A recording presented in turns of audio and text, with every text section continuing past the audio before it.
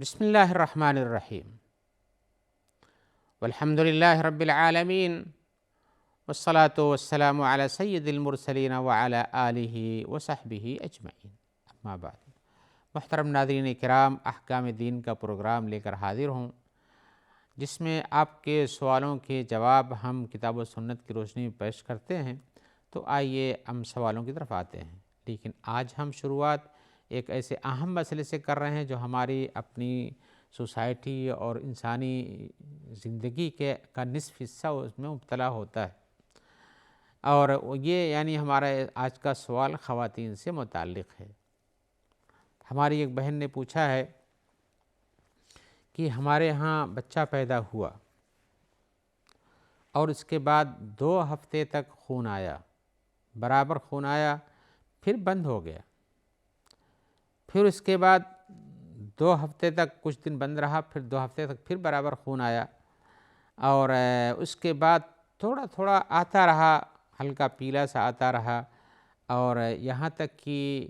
31-32 دن کے بعد ہم نے دیکھا کہ خون بالکل بند ہو چکا ہے۔ اور تو ہم نے کیا کیا کہ ہم نے غسل کیا، ظہر کی نماز پڑھی، اور اپنے گھر میں اپنے میاں کے ساتھ سوئی بھی۔ اب وہ کہتی ہیں کہ ایسا ہو جانے کے بعد پھر شام کو پھر سے خون چالو ہو گیا، اور کچھ پیلے رنگ کے چیزوں کا بہنا شروع ہو گیا، یہاں تک کہ پھر 2 دن کے بعد اچھا خون آیا، اور اس کے بعد پھر 40 تک یہ جا کے بند ہوا، اس کے بعد 40 کے بعد پھر بند ہو گیا، پھر کچھ دنوں کے بعد شروع ہو گیا، اور پھر پیلا پیلا رنگ کا آتا رہا، اور 2-4 دن اس کے بعد بھی آیا، پھر بند ہوا، پھر صفائی ہو گئی۔ سوال ہماری بہن کا یہ ہے کہ کیا میں ان میں سے کہا کہ یہ سب بند ہو جانے کے بعد پھر چالو ہونے کے بعد جب دوبارہ لاسٹ میں چالو ہوا تو پھر برابر خون آ رہا ہے، کہہ رہی ہیں۔ وہ پوچھ رہی ہیں کہ کیا ہم نے جو یہ سمجھ کے کہ میں پاک ہو گئی ہوں نفاس کی مدت سے اور ہم نے نماز پڑھا، کیا وہ ہماری نماز صحیح تھی، یا کہ ہم اس کے بعد بھی نفاس کی حالت میں رہ گئے؟ دوسرے یہ ہے، پوچھ رہی ہیں کہ جن دنوں میں خون ہلکا پیلا سا آتا ہے ان کا کیا حکم ہے، کیا وہ پاکی کے دنوں میں ہیں، یا کہ وہ خون چل رہا ہے؟ اور جو نماز ہم نے چھوڑی ہے، اگر پاکی جو دن تھے، کیا ان کی قضا کرنی پڑے گی، یا کہ ان کا شمار انہی نفاس کے دنوں میں سے ہوگا؟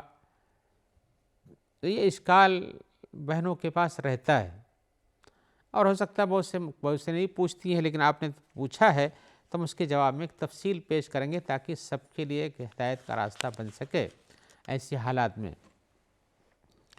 یہ بات جاننا چاہیے کہ بچوں کے پیدائش کے بعد جو خون عورت کو بہتا رہتا ہے اس کو نفاس کہتے ہیں۔ ان کے خون کی 3 قسمیں ہیں، نفاس ہے، حیض ہے، اور اسی طرح سے استحاضہ ہے۔ نفاس وہ خون ہے جو بچے کی پیدائش کے بعد آتا ہے، حیض وہ خون ہے جو ماہواری جس کو ہم لوگ بولتے ہیں، اور استحاضہ وہ خون ہے جو بے وقت بھی ان دونوں کو چھوڑ کر کے کسی بھی وقت بہتا نکلتا رہے، اور زیادہ ہو جائے کم ہو جائے، یعنی ان مدتوں کی جو معلوم مدت ہر عورت کے پاس اپنے ماہواری کی معلوم مدت ہوتی ہے اور وہ جانتی ہے۔ اور اسی طرح سے نفاس کے بارے میں تو سب کو معلوم ہے کہ 40 دن تک یہ خون آتا ہے، لیکن وہ خون جو ان کے علاوہ آتا ہے اس کو استحاضہ کہتے ہیں۔ اب ہم ان 3 کو تفصیل کے بعد بتانا چاہتے ہیں۔ آپ کو 40 دن کے درمیان جو خون آیا وہ نفاس کا خون تھا،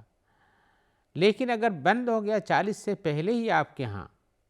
یعنی 30 دن کے بعد مان لیجئے بند ہو گیا، جیسے آپ نے کہا 2 ہفتہ آیا، پھر بند رہا، پھر 2 ہفتہ آیا، تو 2 4 ہفتہ 5 ہفتہ ہوا تو 35-31 دن ہوتے ہیں کچھ، تو 35 کے درمیان تو اس طرح سے آتا ہے، تو اس کے بعد بھی 40 پورا ہونے میں دن باقی رہ گیا۔ لیکن اگر 40 پورا ہونے سے پہلے بالکل صاف ہو گیا تو پھر وہ یہ سمجھیے کہ نفاس کا خون بند ہو چکا ہے، اور جب بند ہو گیا ہے اور کچھ نہیں آتا ہے تو آپ کو روزہ رکھنا چاہیے، آپ کو نماز پڑھنا چاہیے، اپنے شوہر کے ساتھ رہنا بھی چاہیے، یعنی بستر میں اکٹھا سو سکتے ہیں۔ اور اگر کٹ کٹ کے آتا ہے تو پھر اس کے احکام ہم بیان کرتے ہیں۔ تو جو خون اور آتا تھا 40 کے درمیان اور رک گیا اور پھر سفید اور پیلا آتا رہا، تو اس کا بھی آپ نے جو تذکرہ کیا ہے کہ کچھ سفید یعنی ہلکا پیلا سا خون آیا 2-4 دن، پھر اس کے بعد پھر گاڑھا ہو گیا، پھر یہ ہو گیا، تو جو خون ہلکا یعنی ہلکا پیلا سا آتا ہے وہ بھی نفاس کے ساتھ شمار ہے، اس لیے کہ یہ اسی کے آثار میں سے، اگر اس لیے 40 کے درمیان 40 دن کی مدت کے درمیان ہی ہے، تو جب 40 دن کی مدت کے درمیان ہے اور وہ اس کا سلسلہ جڑا ہوا اس سے، تو پھر اس کو، اس لیے کہ آپ نے بتایا کہ اس کے بعد پھر خون آیا تو اس کا شمار بھی نفاس میں ہے۔ اب وہ 40 دن پورا ہو جانے کے بعد اگر آپ کے ہاں خون بند ہو گیا تو آپ پاک صاف ہو جائیں 40 دن پورا کرنے کے بعد، اور نہائیں دھوئیں، نماز پڑھیں۔ اس کے بعد اب اس کے حالات، اب اس کے بعد بھی خون آتا ہے تو اس کی تفصیل ہم بیان کریں گے۔ اس میں یہ ہے کہ انسان 40 عورت کے پاس 40 دن کے بعد جو ہوتا ہے، جب تک کہ 40 دن کے اندر جب تک صاف نہ ہو جائے بالکل، تب تک وہ نفاس میں شمار ہوتا ہے، چاہے اس میں پیلا رنگ کا آپ نے جو بتایا کہ آتا ہے، یعنی واضح طور پر خون نہیں سمجھ میں آتا ہے۔ اور اسی طرح سے اگر 30 دن میں یا 35 دن میں آپ کو بند ہو گیا اور صاف ہو گیا، تو پھر اس کے بعد آپ کی نماز جو آپ نے پڑھی ہے سب صحیح ہے، گرچہ کہ 40 نہیں پورا ہوا تھا، لیکن مقصد تو خون بند ہونے سے ہے۔ 40 ہونے کی مدت عام حالات میں یہ کہ 40 دن تک آتا ہے، لیکن اگر 40 دن سے پہلے بند ہو گیا اور پوری طرح صفائی ہوگی تو آپ نے نماز پڑھی تو آپ کی نماز وہ صحیح ہے اور اس کا شمار صحیح نمازوں میں ہوتا ہے۔ اب اس کے بعد عورت کے لیے ایک حالت یہ ہے کہ 40 دن کے بعد جو خون آیا، یہ 40 کے پہلے ہم نے بتایا کہ اگر آپ کو 2 ہفتہ آیا پھر بند ہو گیا تو آپ انتظار کیجئے، 2 ہفتے کے بعد پھر بند ہو گیا، تھوڑا سا پھر آیا تو ابھی نفاس کی حالت میں چلیں، یا کہ کسی دن خون ہلکا پیلا ہو گیا اور کسی دن گاڑھا ہو گیا، یہ سب نفاسی میں شمار ہوتا ہے یہاں تک کہ 40 پورا ہو جائے۔ لیکن اگر 40 پورا ہونے سے پہلے ہی 2 دن 4 دن 6 دن پہلے ہی بند ہو گیا اور 1-2 دن تک نہیں آیا، تو آپ کو سمجھنا چاہیے کہ آپ پاک صاف ہو چکی ہیں، آپ کے اوپر نماز وغیرہ پڑھنے کی حالت ہو چکی ہے۔ علماء کا ایک فتویٰ یہ ہے، اور کچھ نے کہا کہ 40 دن تک انتظار کرنا چاہیے، جبکہ اصل مقصود میں نے بتایا کہ یہ ہے کہ آپ صفائی ہو جائے تو آپ کو نماز پڑھنی چاہیے۔ اور ایسی صورت میں اگر آپ نے صفائی کے بعد بھی نماز نہیں پڑھی اور بالکل صاف ستھرے رہے یہاں تک کہ 3-4 دن کے بعد 40 پورا ہو گیا، تو آپ کو ان دنوں کی قضا کر لینی چاہیے۔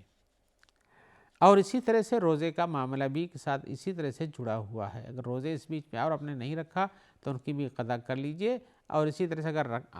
اس بیچ میں آیا پھر بند ہوا پھر آیا اور بیچ میں آپ نے نہیں کچھ کیا تو آپ کی نفاسی میں شمار تھا اور یہ چل رہا تھا۔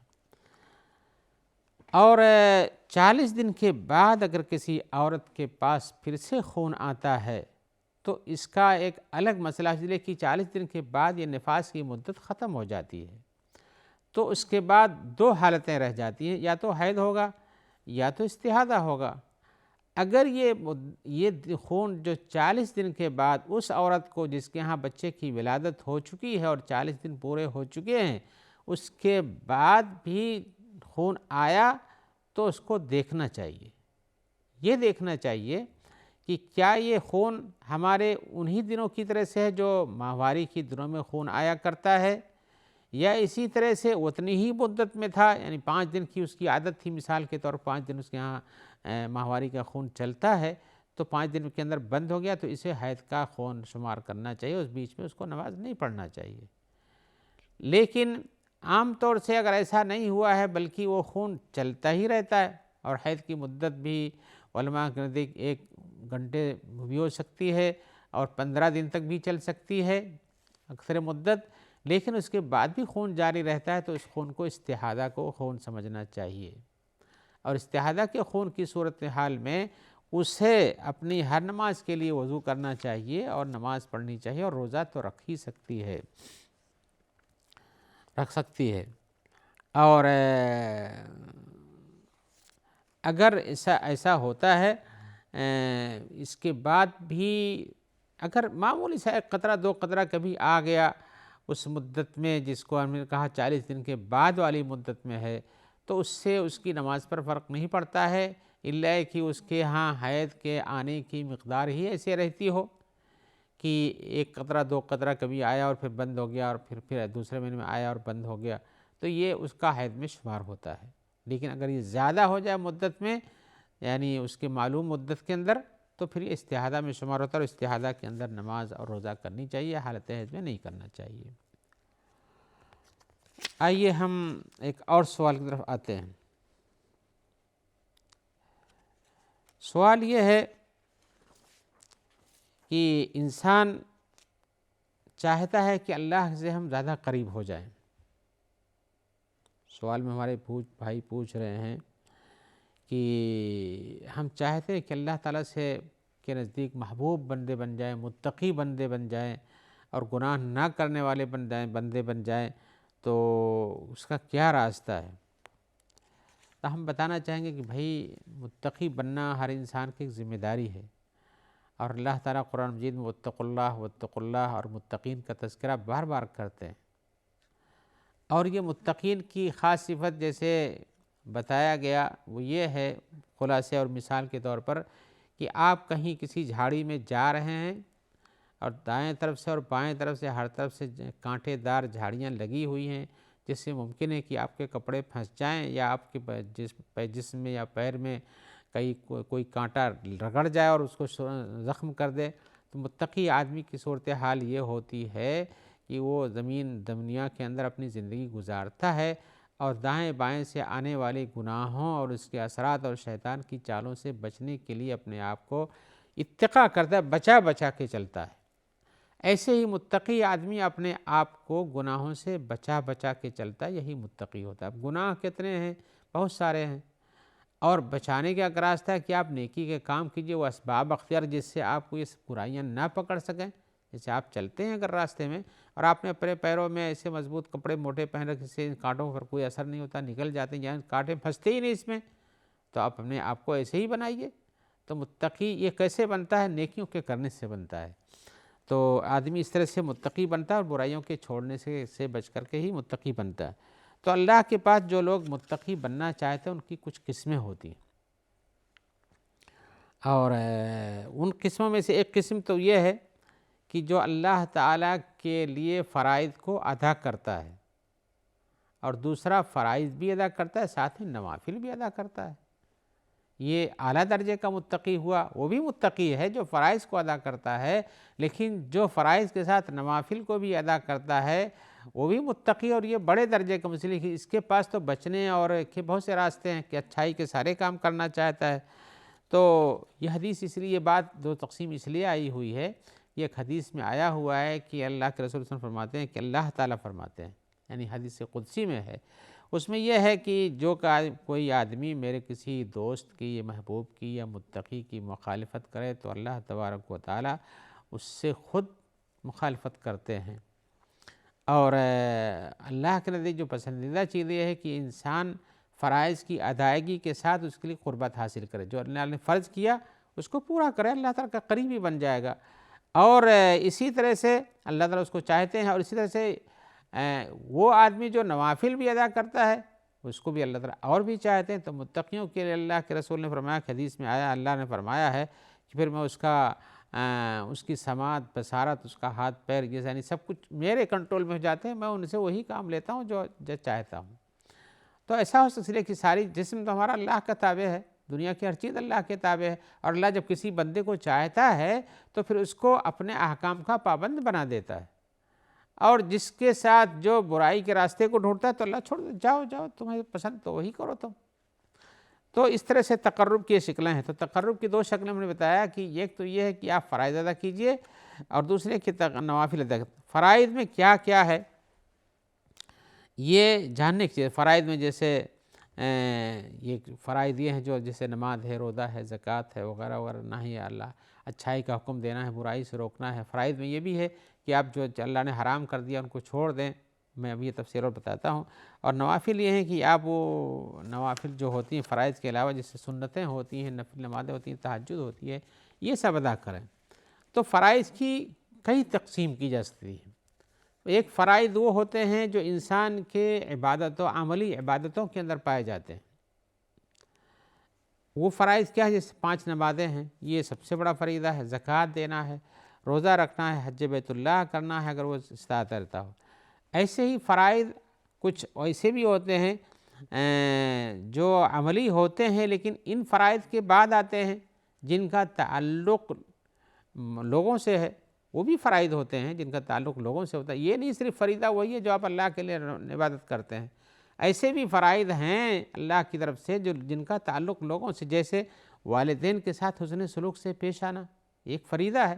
وَقَضَىٰ رَبُّكَ أَلَّا تَعْبُدُوا إِلَّا إِيَّاهُ بِالْوَالِدَيْنِ احسان، اللہ نے فیصلہ کیا ہے کہ اللہ کی صرف عبادت کرو اور والدین کے ساتھ احسان کرو۔ اس کو بتایا کہ اگر وہ بوڑھے ہو گئے ہوں، دونوں میں سے ایک ہی ہو یا دونوں ہوں، تو آپ ان کے ساتھ حسن سلوک سے پیش آؤ، یہاں تک کہ ان کی باتوں پر اف بھی نہ کرو، ان کے لیے دعا بھی کرو، رب ارحمہما کما ربیانی صغیرا۔ تو ایک فریضہ یہ ہے انسان کے اوپر۔ ایسے ہی رشتہ داری کو جوڑ کے رکھنا، صلۃ الارحام جس کو کہتے ہیں ہم لوگ، یعنی صلہ رحمی کرنا۔ اس لیے صلہ رحمی کرنے سے انسان کے پاس اس کے درجات بڑھتے ہیں، اس کی روزی بڑھتی ہے، اس کی مدت حیات بڑھتی ہے، اور اسی طرح سے یہ چیز اس کے فرائض میں سے ہے کہ وہ ایسا کرے۔ یعنی اب وہ والدین کے ساتھ تو آپ نے دیکھا ہی، والدین کے علاوہ اور بھی رشتہ دار ان کے ساتھ بھی آپ کو حسن سلوک سے پیش آنا چاہیے، اور اسی طرح سے جو حقوق آپ کے اوپر واجب کیے گئے ہیں ان کی ادائیگی کرنا، جیسے بیوی کے حقوق جو ہیں، ان کے خرچ خبر ہے، چھوٹے بچوں کی نگرانی ہے، وہ سب چیزیں آپ کی ذمہ داری میں سے ہے، بچوں کے ساتھ ہے۔ ایسے ہی اچھائی کا حکم دینا، برائی سے روکنا، یہ بھی ایک فریضہ ہے، اور یہ اس کی جو شروط ہیں اچھائی کے روکنے، برائی کے اچھائی کا حکم دینے، برائی سے روکنے کی، کہ جب آپ اس کی استطاعت رکھتے ہوں زبان سے، ہاتھ سے، دل سے، وغیرہ وغیرہ، یہ تفصیل میں نہیں جانا چاہتا۔ ایسے ہی عبادات میں سے فرائض کچھ ایسے ہیں جن کا تعلق ہمارے دل سے ہوتا ہے۔ عملی طور پر تو ہمیں پتہ ہے کہ آپ کو نماز پڑھنی ہے، روزہ رکھنا ہے، یہ عمل کرتے ہیں۔ لوگوں سے ملنا جلنا، والدین ہوں، بھائی بند ہوں، ان سب سے یہ بھی آپ کو کرنا پڑتا ہے، لیکن کچھ کا تعلق آپ بیٹھے بیٹھے آپ کے دل سے بھی تعلق ہے کہ اس کو فریضے کو ادا کریں۔ وہ کیا ہے؟ جیسے اللہ کے لیے آپ جو بھی بات کریں اخلاص سے کریں، ایک فریضہ ہے، اگر آپ نے اخلاص سے نہیں کیا تو آپ کی ساری باتیں رائیگاں چلی جاتی ہیں۔ ایسے ہی اللہ تعالیٰ سے آپ محبت رکھیں، اگر وہ قرآن مجید میں آیا کہ اگر تمہیں اللہ سے محبت ہے تو فاتبعونی، تو میری اتباع کرو، تو اللہ سے محبت ہے تو رسول کی اتباع بھی اس میں ضروری ہے، وہ بھی ایک فریضہ ہوا۔ اور اسے ہی رسول کی اتباع میں رسول کی محبت بھی داخل، رسول کی محبت کرتے ہیں تو اللہ تعالیٰ سے محبت کرتے ہیں، اللہ تعالیٰ سے محبت کرتے ہیں تو آپ کو رسول سے محبت کرنا پڑے گا، اس لیے کہ اللہ نے جس رسول کو بھیجا آخری بنا کر کے اور اس پر جو کتاب اتاری، یہ سب اس میں شامل ہے کہ آپ اس محبت کے پیچھے ان سب کو کریں، اور یہ خیر خواہی ان کے لیے ضروری ہے، اللہ کے ساتھ، اللہ کے رسول کے ساتھ، اللہ کی کتابوں کے ساتھ، وغیرہ وغیرہ۔ ایسے ہی مومنوں سے وہ محبت کرنا چاہیے۔ کتنی حدیثوں میں آیا کسی مومن کا ایمان نہیں پورا ہوتا جب تک کہ ایسا نہ کرے اور ایسا نہ کرے، اور لا یؤمن احدکم حتی یحب لاخیہ ما یحب لنفسہ، کسی کو یہ مومن نہیں ہو سکتا جب تک کہ اپنے بھائی کے لیے وہی نہ پسند کرے جو اپنے بھائی اپنے لیے پسند کرتا ہے۔ یہ حدیثیں جو حقوق المومنین ہیں، ان کی تفصیل الگ ہونی چاہیے۔ تو اس طرح سے یہ بھی ایک فریضہ ہے جو دل سے ہے، اور ان کے حقوق کی ادائیگی کبھی عملی ہوتی ہے کبھی نہیں، اور ایسے ہی لیکن دل محبت رکھنے تو دل ہی سے تعلق ہے، عملی طور پر آپ کرتے ہیں لیکن دل سے محبت بھی رکھنا چاہیے۔ اللہ پہ توکل کرنا، یہ بھی دل سے تعلق ہے، اللہ سے ڈرنا، خشیت رکھنا، تقوی اختیار کرنا، یہ بھی دل سے تعلق ہے۔ یہ بھی فرائض ہیں، اگر ان کے بغیر، جن کا اللہ نے بار بار حکم دیا ہے، اس کے بغیر آپ کے عملی فرائض نہیں پورا ہوتے ہیں۔ قلبی فرائض ہیں، عملی فرائض ہیں، حقوق الناس ہیں، یہ سب فرائض ہیں۔ ایک چیز اس کی طرف میں توجہ دلا دوں کہ فریضے میں اس کا بھی شمار ہوتا ہے۔ وہ کیا ہے کہ جن چیزوں کو ہم نے بیان کیا کہ فریضہ ہے عملی طور پر یا قلبی طور پر یا لوگوں کے ساتھ حقوق کے طور پر، ان کا ان کے الٹا کرنا یہ سرے سے ان چیزوں کو منہدم کر دیتا ہے، لہذا ان کے برمعاکس کام کرنا، نہ کرنا کے لیجئے، نہ کرنا یہ بھی فریضہ ہے۔ آپ اگر ایک طرف سے ان حسن سلوک کرتے ہیں اپنے والد کے ساتھ ساتھ، سب کچھ دیتے ہیں، سب پہنچاتے ہیں، پوری خدمت کرتے ہیں، لیکن کبھی کوئی بات کریں تو آپ ان کے اوپر ڈانٹ دیتے ہیں، جھڑک دیتے ہیں، تو یہ جھڑک دینا بھی مناسب نہیں ہے، یہ تو الٹا ہو گیا۔ جو اللہ نے حکم دیا تھا کہ احسان کرو، جھڑکو نہیں، تو دونوں فریضہ ہے۔ تو اسی طرح سے نوافل کی بات ہے، میں فرائض ترک میں بہت ساری چیزیں ہیں، جیسے زنا کو چھوڑ دینا، شراب چھوڑ دینا، چوری چھوڑ دینا، ظلم زیادتی چھوڑ دینا. اور نوافل کی بات تو میں نے بتایا، نوافل آپ جانتے ہیں کیا کیا ہیں. ان میں سے سنن موقدہ وغیرہ ہیں، اور نوافل میں سے جو چیزیں کی جاتی ہیں جن کو آپ دے چکے ہیں مزید دیتے ہیں، یا اسی طرح سے اللہ کا ذکر اذکار کرتے ہیں، یہ سب نوافل میں ہیں. میں مزید اس کی تفصیل میں نہیں جاؤں گا، لیکن بتانا چاہتا ہوں کہ یہ سب چیزیں اللہ سے آپ کو قریب کرتی ہیں. اگر آپ اللہ کی قربت چاہتے ہیں تو اسے کریں. اللہ تعالیٰ آپ کو توفیق دے. اور اس کے بعد ہم دعا کرتے ہیں کہ اللہ تعالیٰ ہمیں اور سارے ناظرین کو، اور جو سامعین ہیں ان سب کو، اور جو ہم اس میں کام کرتے ہیں ان سب کو، اور ہم سارے مومنوں کو اس بات کی توفیق دے کہ ہم اللہ کے فرائض ادا کر کے اور نوافل بھی اللہ کی قربت حاصل کریں. اللہ تعالیٰ آپ کو خیر سے رکھے. اور ہم دعا کرتے ہیں کہ جو لوگ اس پروگرام کے پہنچانے میں تعاون دیتے ہیں، اللہ تعالیٰ ان کا تعاون فرمائے اور ان کو نیکیوں پر ثابت قدم رکھے، اور اسی طرح سے ان کے گناہوں کو معاف فرمائے، اور فرائض اور نوافل کی ادائیگی توفیق دے، اور ان کو اجر جزیل عطا فرمائے. والسلام علیکم ورحمۃ اللہ وبرکاتہ.